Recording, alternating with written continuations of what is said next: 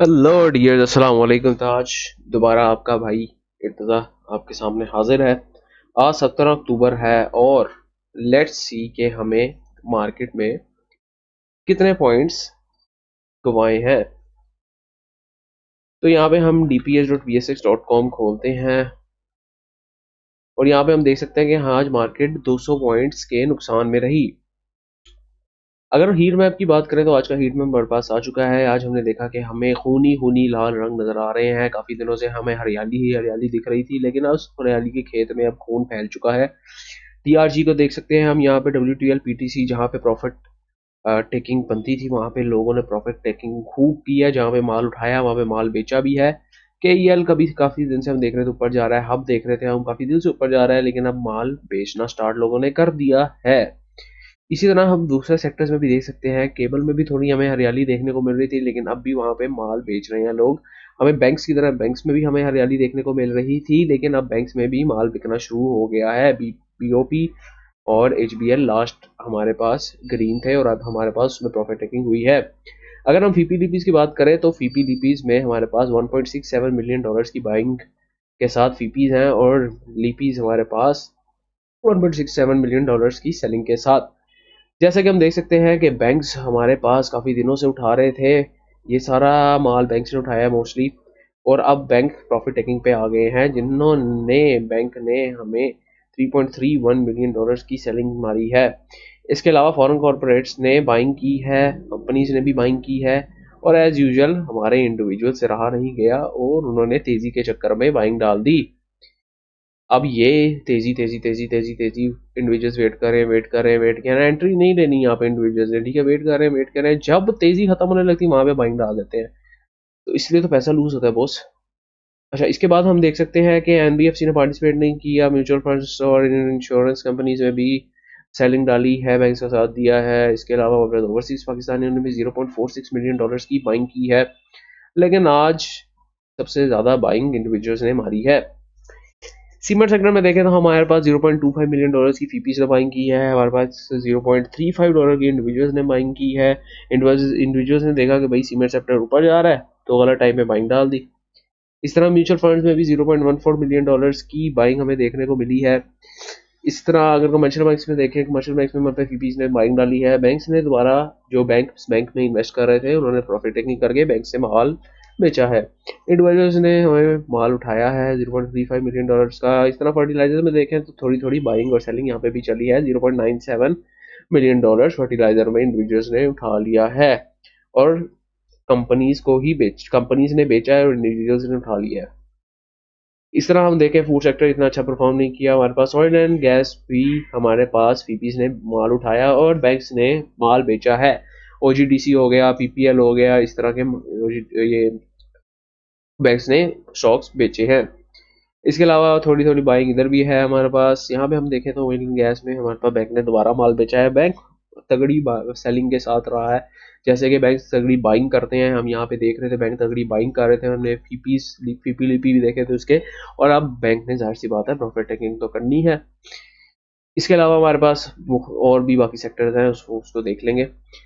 अच्छा, heat map भी हमने देख लिया है। अब हम आते हैं अपने मेन काम की तरफ, टेक्निकल एनालिसिस की तरफ। जैसे कि आप लोगों को बताया था, मैंने यहाँ पे डोजी बन रही है, ठीक है। उसके अलावा मैंने आपसे कुछ चीज़ें शेयर की थी। अगर हम एक्सपोनेंशियल मूविंग एवरेजेस को देखें तो एज यूजुअल हमें वो कोई इंडिकेशन नहीं दे रही।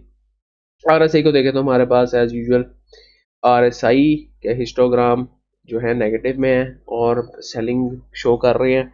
अबव एवरेज सेलिंग हुई है हमारे पास। इसके अलावा एक साइकोलॉजिकल बात भी है कि अगर यहाँ लोगों ने माल उठाया है तो कोई ना कोई प्रॉफिट टेकिंग भी तो उन्होंने करनी है, तो वो भी तो लोग कर सकते हैं। इसके अलावा पिछली वीडियो में मैंने आपको बताया था, अगर तो डोजी कैंडल की अगली कैंडल उसके हाई को तोड़ती है और उसके ऊपर क्लोज होती है तो हम इसको कंटिन्यूएशन ऑफ ट्रेंड, मतलब कि ये अप ट्रेंड ही मान सकते हैं। और यहाँ पे एक हमें नई एंट्री जोन मिल सकता है 50,358 को एक सपोर्ट मान के।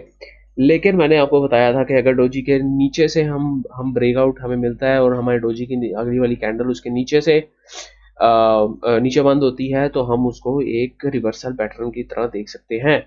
लेकिन यहाँ पे हमें क्या देखने को मिल रहा है, यहाँ पे हमें देखने को मिल रहा है ना वो ऊपर बंद हुई है ना नीचे बंद हुई है, डोजी के आसपास ही बंद हो गई है। डोजी के लो के नीचे ना बंद हुई है, ना डोजी के हाई के ऊपर बंद हुई है, उसके आसपास कहीं बंद हो गई है। तो इस सिनेरियो में हम क्या करेंगे, इस सिनेरियो में हम एक और दिन को देखेंगे कि एक और दिन में कैसी कैंडल्स परफॉर्म करती हैं, और उसके मुताबिक देखेंगे कि वो डोजी के हाई को ब्रेक करती हैं, लो को ब्रेक करती हैं, और फिर हम कोई पैटर्न इसमें देख के ट्रेड ले सकते हैं। एक चीज़ ये हो गई। दूसरी चीज़ ये हो गई कि हमेशा जब डोजी आता है तो डोजी के साथ हमें उसकी कंफर्मेशन की लाजमी ज़रूरत होती है। ये नहीं कि डोजी आ गया तो रिवर्सल पैटर्न है, डोजी आ गया तो कंटिन्यूएशन पैटर्न है। Doji is just a pattern that shows you indecision about the market, के मार्केट का पता नहीं अब किधर जाना चाह रही है, लोगों को खुद नहीं पता वो क्या करना चाह रहे हैं। This is all about a doji candle. तो हम यहाँ पे एक पर्टिकुलर रेजिस्टेंस जोन के पास डोजी को देखते हैं तो मोस्ट प्रोबेबली हमारे पास सेलिंग का चांस बनता है और हमें सेलर्स एक्टिव मिलते हैं।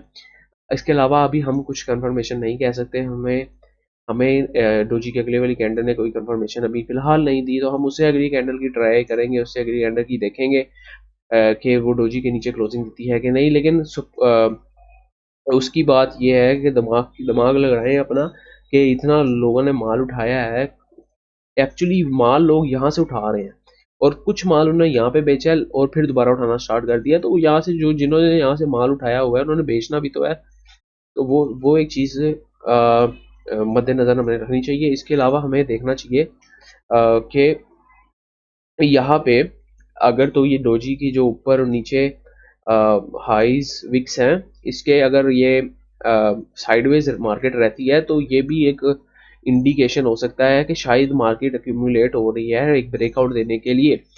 लेकिन अगर हमें डोजी के नीचे क्लोज मिलता है तो वो हम देख सकते हैं कि शायद हमें यहाँ पे एक रिवर्सल पैटर्न मिले और फिर हमारे पास एक पोटेंशियल सपोर्ट जोन ये हो सकता है 45,052।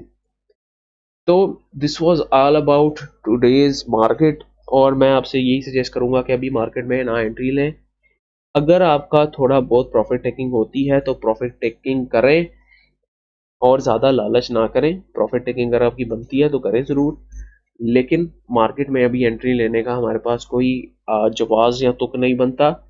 आखिर में हम देखें आरएसआई को, जैसे आरएसआई हम देखते जा रहे थे कि ऊपर जा रहा है जा रहा है जा रहा है, और इस पर्टिकुलर पॉइंट के पास मैंने आपको बताया था कि शायद रेजिस्टेंस खाए, तो वो अब वहां से रेजिस्टेंस खाना शुरू हो गया है। तो आरएसआई भी हमें ये इंडिकेशन दे रहा है कि मार्केट अब नीचे जाना चाह रही है।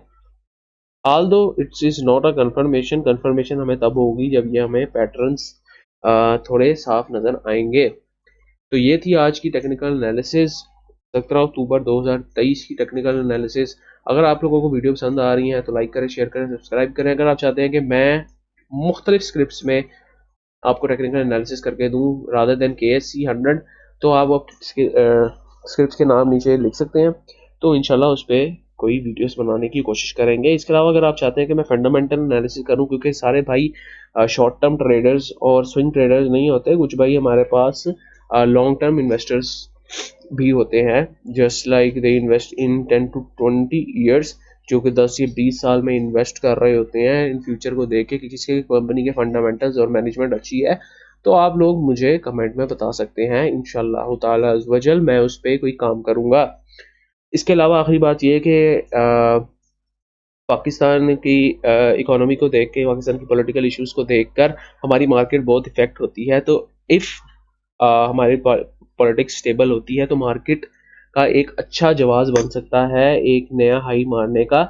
लेकिन अगर हमारी पॉलिटिक्स ऐसी ही रहेगी तो फिर इसका कोई हम क्लू नहीं निकाल सकते कि मार्केट किधर किस करवट बैठता है ऊँट। ठीक है, तो नेक्स्ट टाइम के लिए अपने भाई को इजाज़त दीजिए। पाकिस्तान का भला करें, अपना भला करें, सबका भला करें। वीडियो को शेयर करें, लाइक करें, सब्सक्राइब करें। नेक्स्ट टाइम की वीडियो के लिए अल्लाह हाफिज़।